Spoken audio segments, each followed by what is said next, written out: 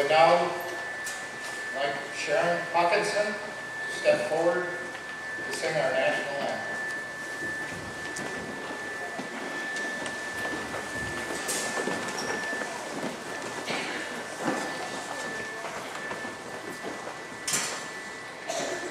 Oh, say, can you see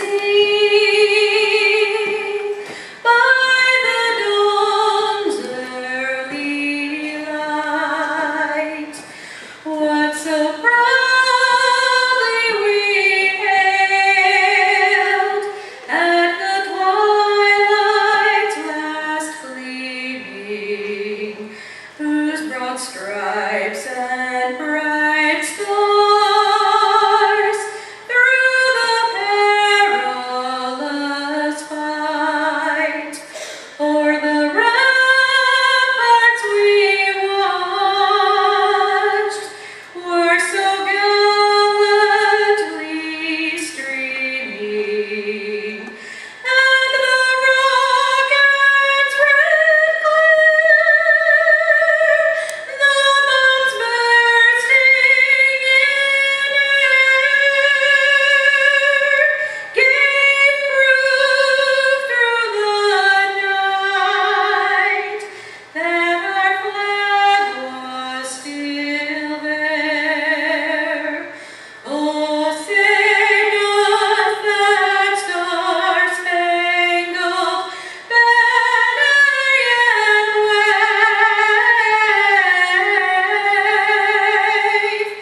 o'er the land of the free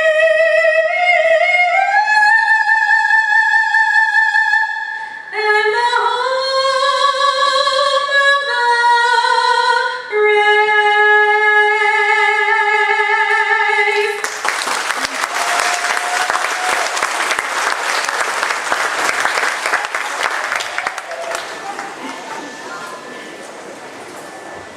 I'd like at this time to introduce Pastor Derek Morris of the First Baptist Church.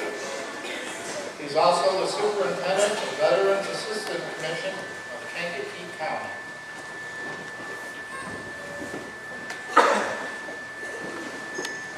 Let us pray. O Lord Almighty, remember those who lived and died, fighting to protect the dignity and the freedom of mankind. Let our spirit be proud of them. Let our hearts be compassionate and our minds clear and determined in giving them honor and respect.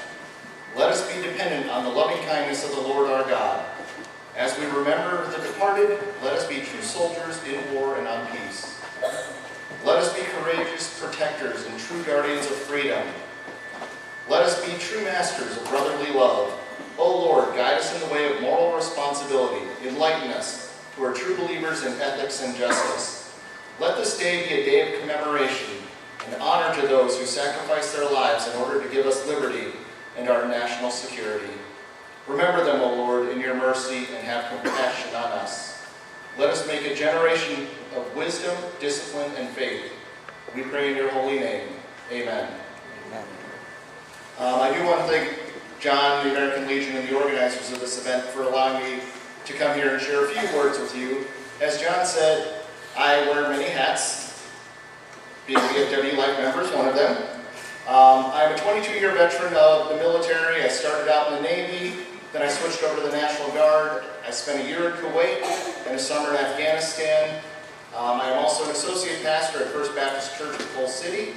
I've been there for about 2 years, and Pastor David Gillian, who's also a veteran, sends his blessings.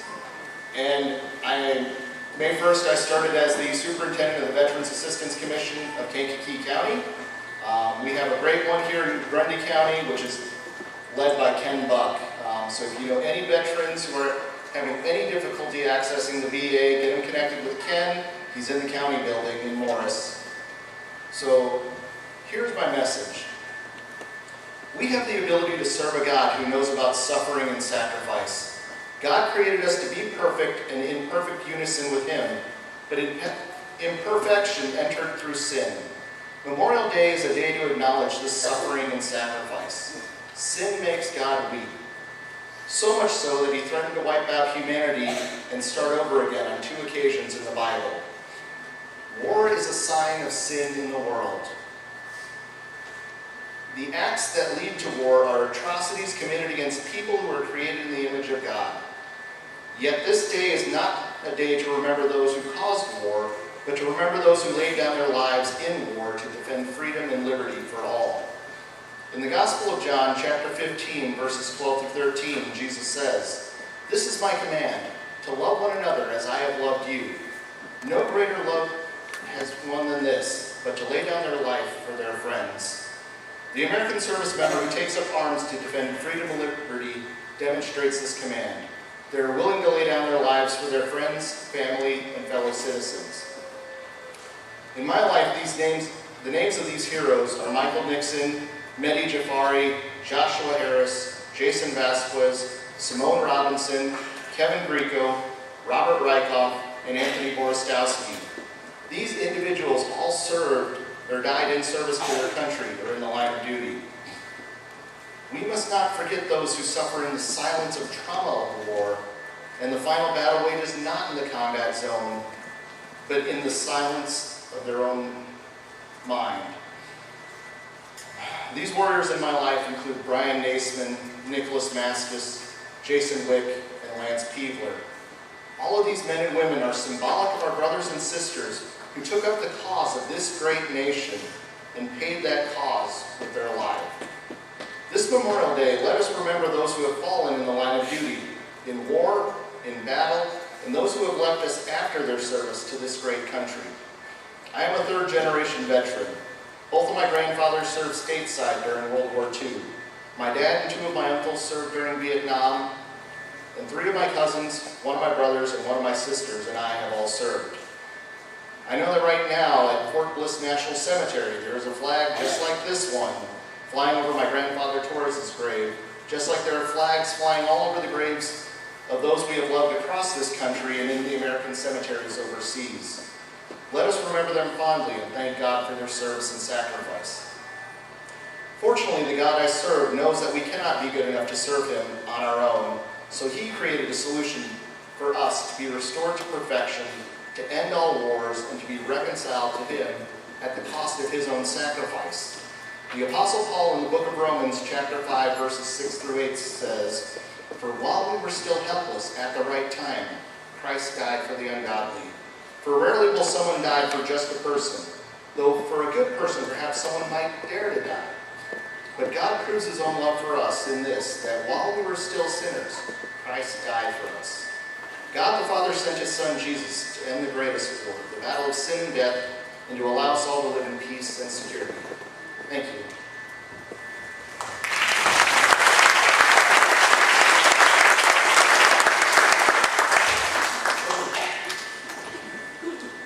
Cheap way to get the purple.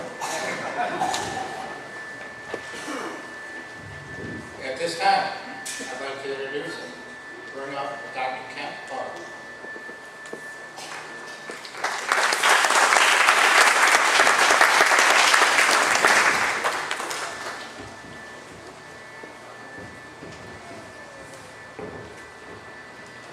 Good morning, everyone. Welcome to Coal City Intermediate School for this Memorial Day ceremony.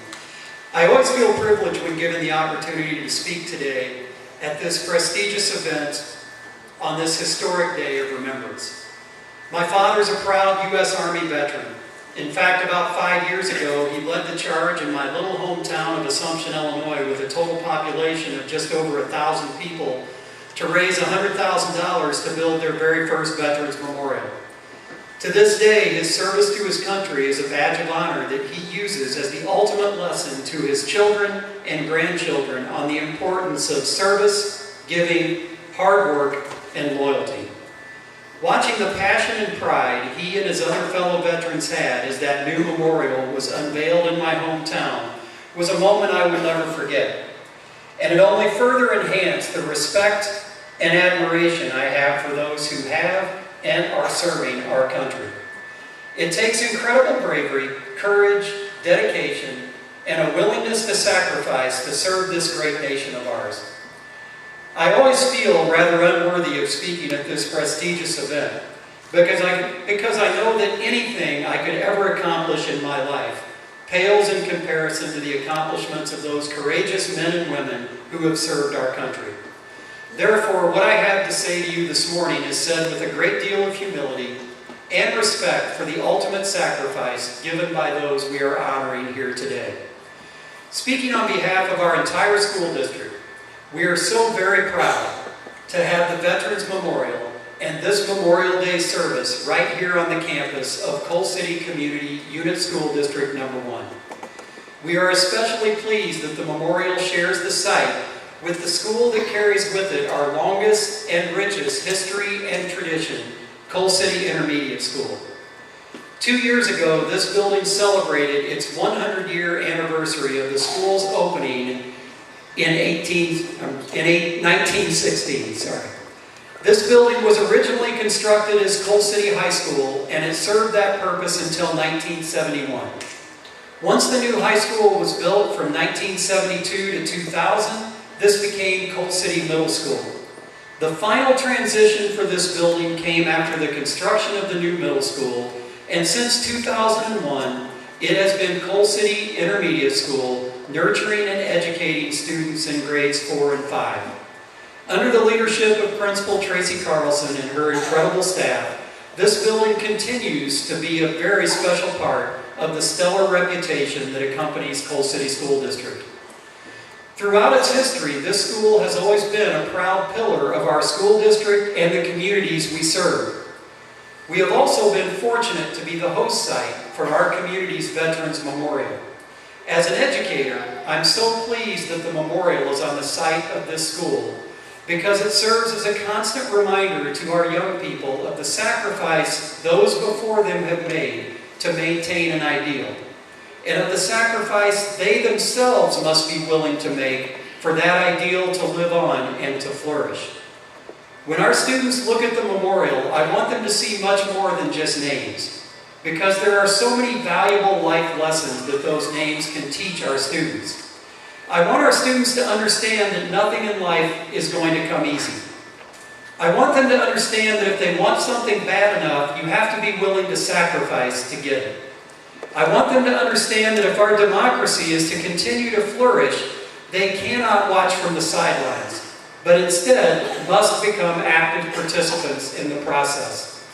I want them to understand that life is not all about them, but instead it should be about their service to others. I want them to understand that they would not have all the freedoms they enjoy today were it not for the names on that memorial. I want them to understand that there is a unique and inspirational story behind each and every name on that memorial. And most importantly, I want them to understand that the names on that memorial, those are the true heroes. There are no more valuable educational lessons than those. I have a quote that sits on my desk in a spot where I see it every single morning that I come to work. It reads, "If you don't fight for what you want, don't cry for what you lost." Today we honor those who lived by that creed. We honor those who loved an idea more than life itself, the idea that their children and grandchildren should live free in a free land under the blessings of democracy. They realized the price of that freedom, but it was a sacrifice they were willing to make for each and every one of us. Today we honor that ideal, we honor that sacrifice, and we especially honor those men and women who were willing to fight and make the ultimate sacrifice for what they held dear. On this Memorial Day, we honor all of those who fought and gave their lives so that others may live free of oppression. However, the memorial in front of the school reminds us that this honor should not be relegated to a single day of the year, and not only in the light of a ceremony such as today, but on each and every day of the year.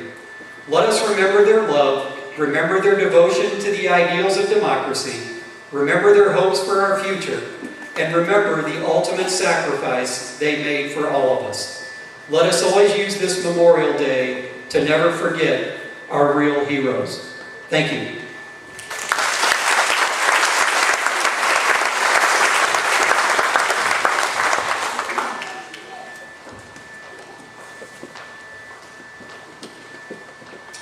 I'd like to bring up the mayor of Carbon Hill, Rich Juzek. Say a few words for us. Good morning, ladies and gentlemen. I'd like to begin by recognizing all the veterans, active duty service members, guardsmen, reserves present today. You have gone above and beyond your citizens' duties to volunteer your lives and livelihoods to answer when your country's call to defend freedoms we enjoy each and every day. I also would like to thank your families, your mothers, your fathers, sending their children off to war, and husbands and wives waiting for loved ones to return to home, and the children growing up away from mom and dad, and their friends who keep vigil for a safe return. Thank you.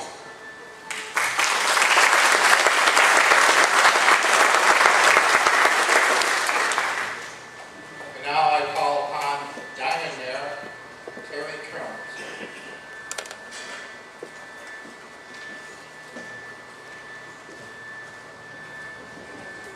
Thank you. Did a good job. You said my name correctly.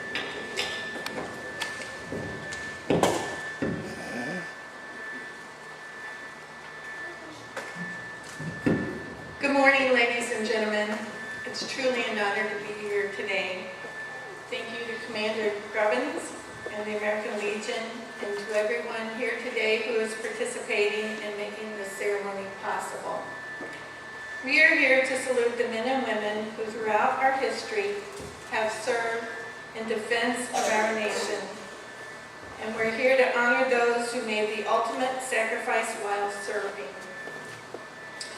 I personally did not serve in the military, but I am in awe of the men and women who made the ultimate sacrifice. I am in awe of their patriotism, their courage, their character, and their sheer determination and will to protect our nation's freedom and liberty, no matter what the cost. As we gather here today, I know there is no way we can ever properly thank these heroes. I believe that the only way we can ensure their sacrifice was not in vain is to work towards not only freedom and peace for our great nation, but worldwide freedom and peace. Only worldwide freedom and peace will allow mankind to resolve issues like hunger, clean water, disease, global warming, and others that negatively impact the quality of life and threaten mankind's very survival. In closing, may God bless those brave men and women who have made the ultimate sacrifice and their families. God bless our veterans, past, present, and future, along with their families. God bless our great nation, and may God bless our world and allow it to someday be a world of freedom and peace for all. Thank you.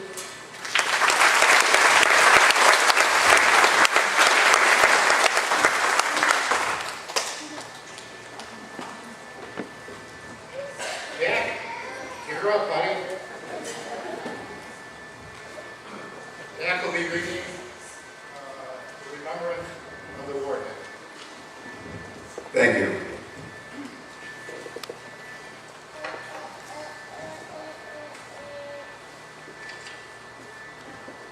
I have to get to my notes.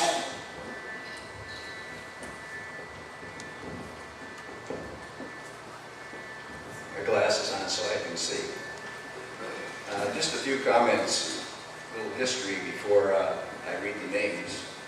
The gymnasium you're sitting in was built and in the 20s, and for many years the World War I plaque that is on the monument today was out there in the hallway.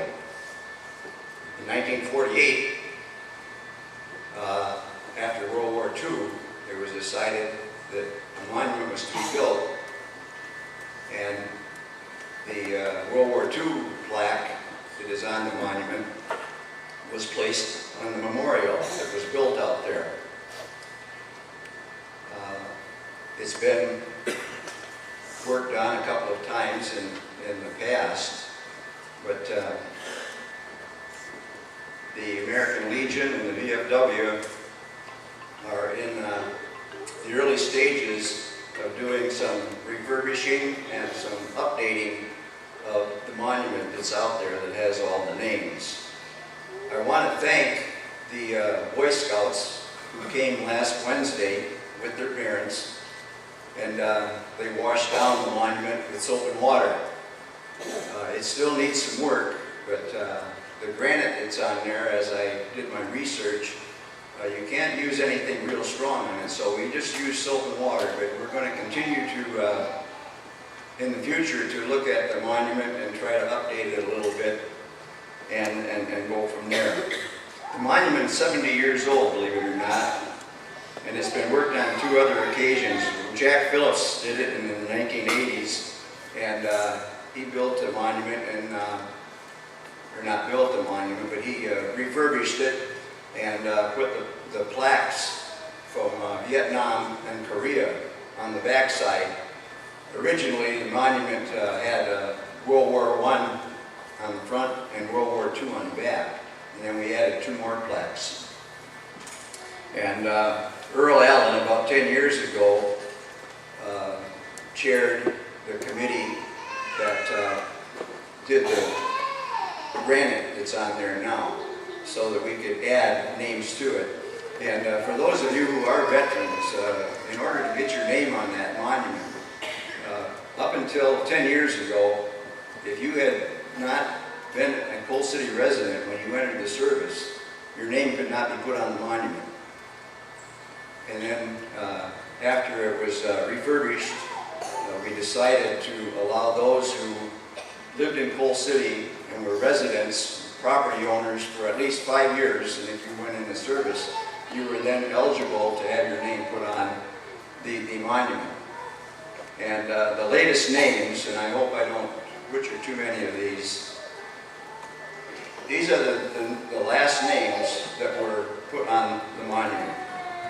Gerald Dumagala, Christopher Garcia, James Gaddis, Victor Gaddis, Dennis Gaddis, Freddie Gaddis, Jason Gaddis, Dennis Jennings, Donald Pfeiffer, George Reeder, Roger Rolando, Ronald Smeets, John Gubbins, Michael Demera, Julius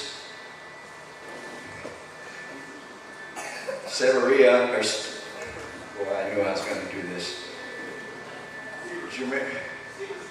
Siebersma, thank you. Jerry Siebersma. I had it phonetically written and still butchered it. Raymond Scherer and Walter Peterson. Those are the names that have been recently added. And I will also pass along that we are getting short of space on the monument for engraving. And in the not too distant future, we're going to have some sort of a fundraiser that would allow us to place 2 granite placards on the monument where additional names can be added to the monument. Also, briefly, we're looking at placing a concrete slab around the flagpole and the lights out there, and also doing some repair work to the monument base, and putting some either gray or black epoxy on the base so that it blends in better with the monument itself. Our hope is that this will make the monument and the area around it more attractive, and it will be more maintenance-free.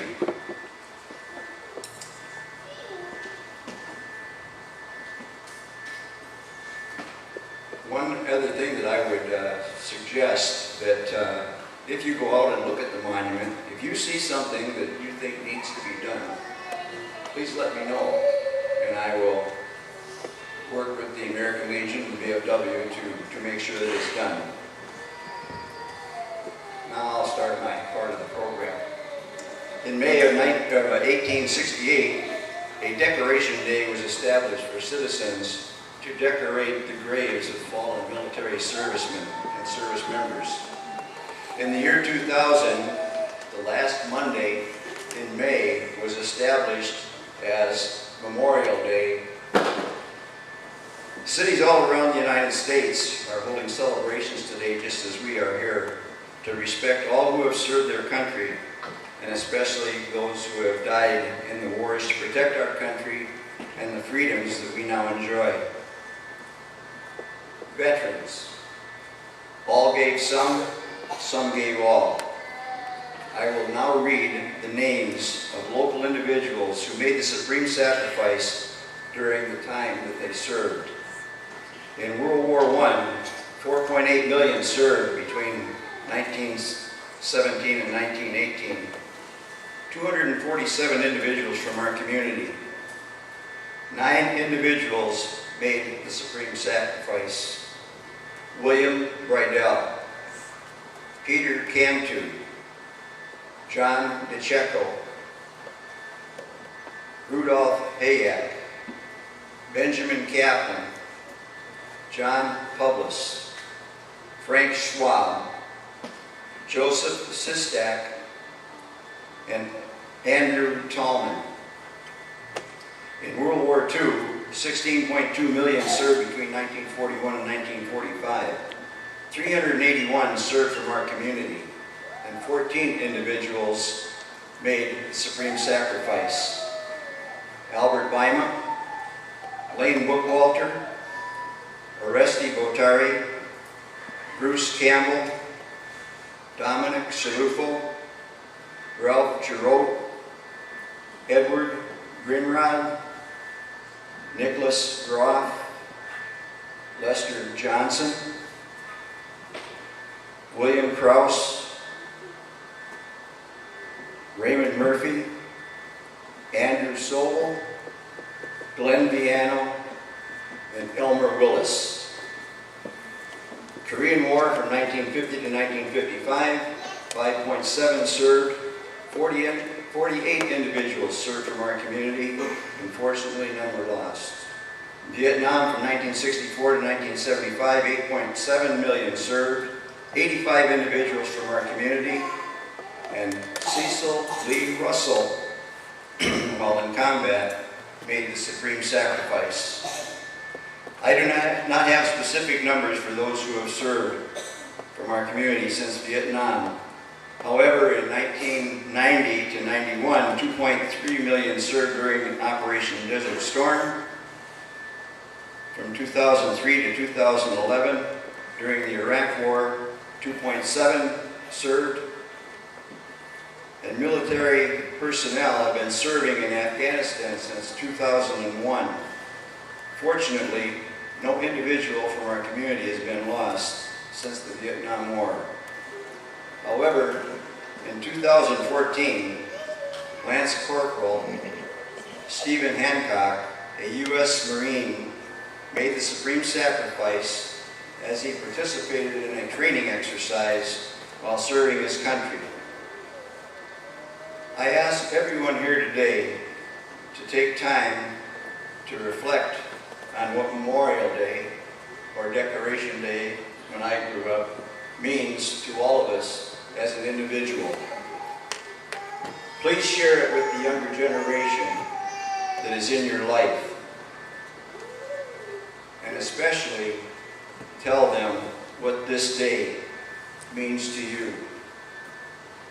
Thank you for attending.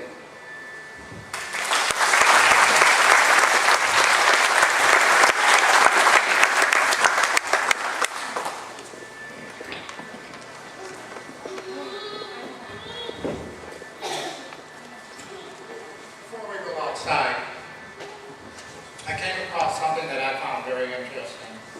It was put together by Lester J. Smith of the American Legion in Wilmington and Malcolm Mayo of the VFW in Wilmington. It's a meaning of a flag-draped coffin. To understand what the flag-draped coffin really means, here is how to understand that the flag laid upon it and it is surrendered to so many widows and widowers. Did you know that at military funerals, the 21-gun salute stands for the sum of the numbers in the year 1776? Have you ever noticed the Honor Guard pays meticulous attention to correctly folding the United States of American flag 13 times? You probably thought it was to symbolize the original 13 colonies. But we learn something new every day. The first fold of the flag is a symbol of life. The second fold is a symbol of the belief in an eternal life. The third fold is made in honor and remembrance of the veterans departing the ranks who gave a portion of their lives for the defense of the country to attain peace throughout the world.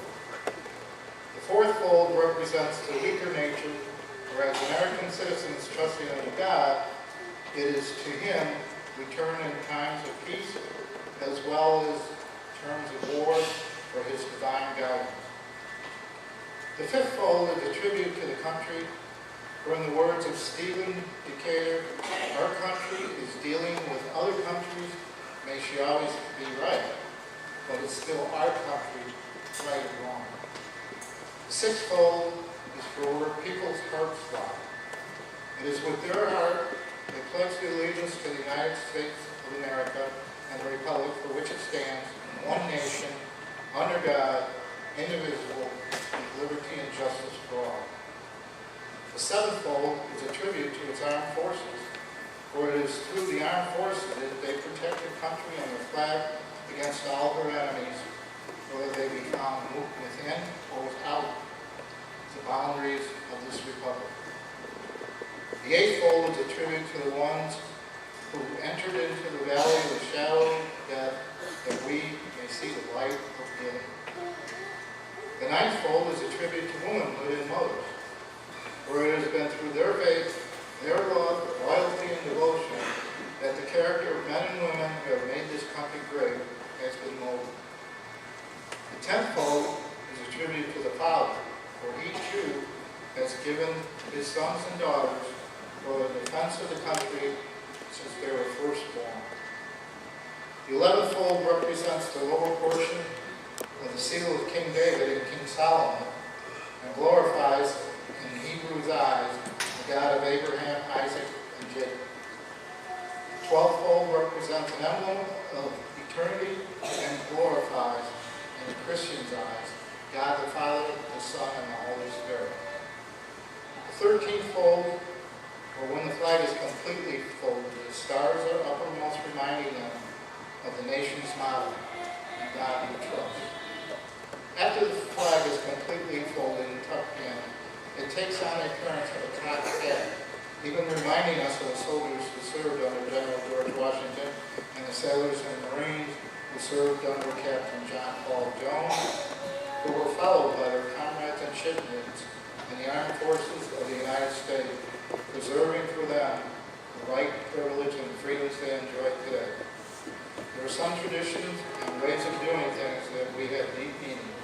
In the future, you'll see flags folded and how we know why.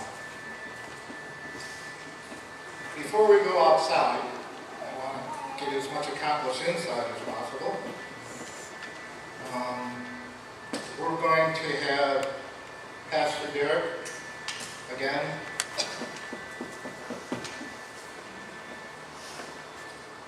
That's right. Oh, okay.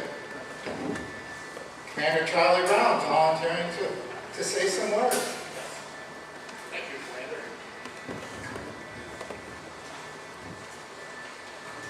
Ladies and gentlemen, on behalf of the members of St. Jude Post 1336, Veterans of Foreign Wars, I want to thank you for taking time from your holiday to gather here at our community's annual Memorial Day observance. As part of our longstanding tradition, the names of those from our community who did not return from their service to our nation are read, and we reflect on their sacrifice. Today I want to share with you a few thoughts about other service personnel who did not return. At the end of World War II, there were about 79,000 members of the armed forces that had been declared missing in action. Between the end of the war in 1951, this number had been reduced to about 72,000. The effort to identify and return to their families, their loved ones, continues to this day. In many cases, the fallen are buried as unknown, but with the advance in DNA testing, these heroes can be identified, giving final closure to their surviving family members. One such soldier was Army Sergeant Melvin C. Anderson, who was killed in World War II and was accounted for on April 30th, 2018. In November 1944, Anderson was a member of Company C, 803rd Tank Destroyer Battalion, and he was participating in intense fighting in the Hurtgen Forest. His company was deployed as direct fire support for American infantrymen attacking the German village of Grasshopper. 2 tank destroyers and 6 tanks, including the M10 tank destroyer Anderson was the commander of, was knocked out during the fighting on November 21st, 1944. He was killed in the battle, but his status was originally listed as missing in action. On December 21st, 1944, his status was confirmed as killed in action. Anderson's name is recorded on the tablets of the missing at the Netherlands American Cemetery.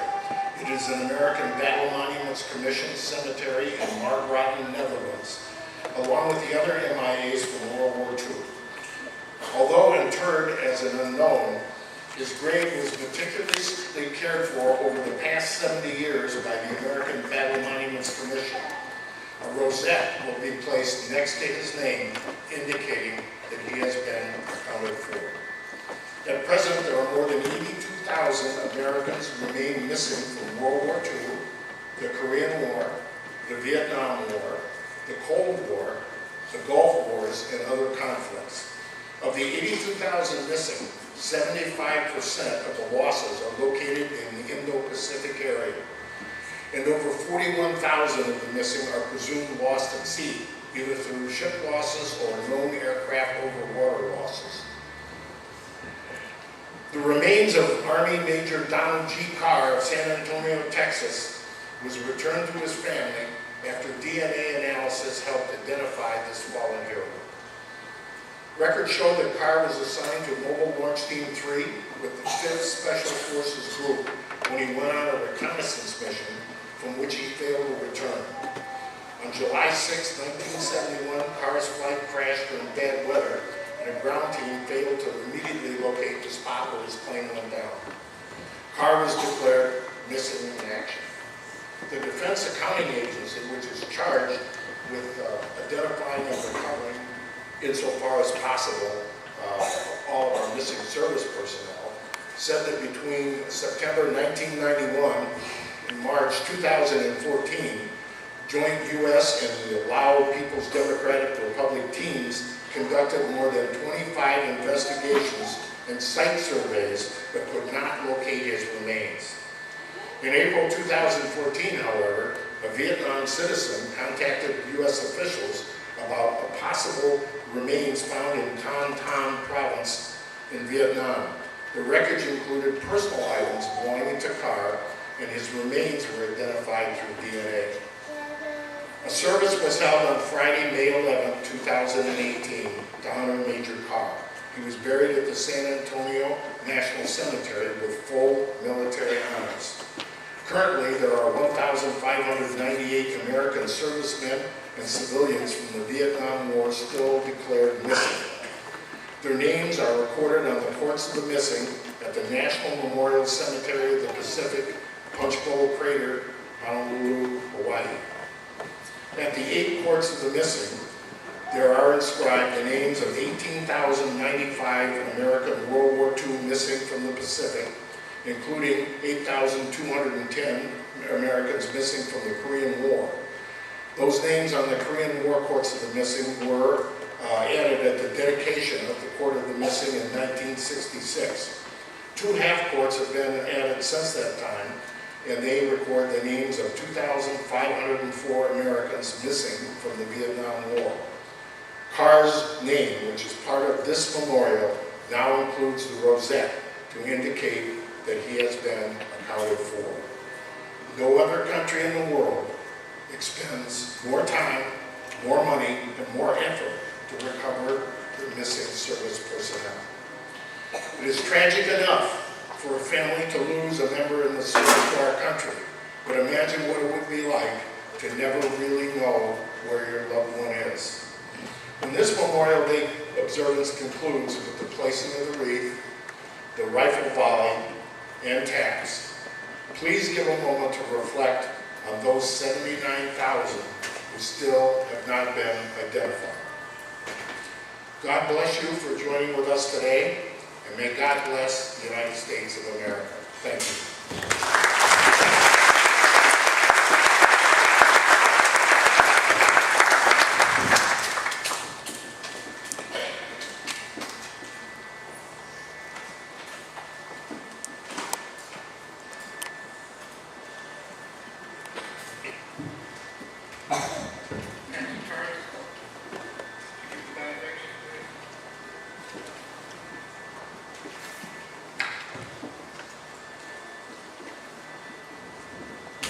Before we pray, also, if you would take a moment to remember the Gold Star families who, for this day, their pain is still very real. I know we have the Marine that was from Coal City, and my friend Joshua Harris's mother lives in Morris. So do not forget the Gold Star families. Let us pray. O Lord of hosts, as we gather to honor and pay respects to our comrades and our sisters who have departed this life, it is fitting that we remember first our great nation. You have given us a rich and beautiful land for our heritage. We humbly pray that we may always prove ourselves a people constantly aware of your favor, and therefore anxious to demonstrate our gratitude in seeking to know and to do your will. May our land be blessed with honesty and productive industry, and a people of integrity who are anxious to learn and willing to respect one another. We ask all of this of you, Almighty God, in your holy name. Amen.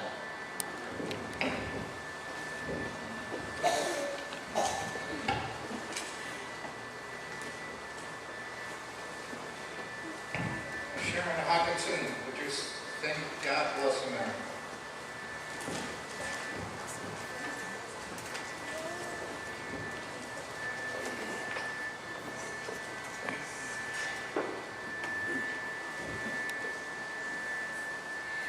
God bless America, land that I love. Stand beside her and guide her through the night with the light.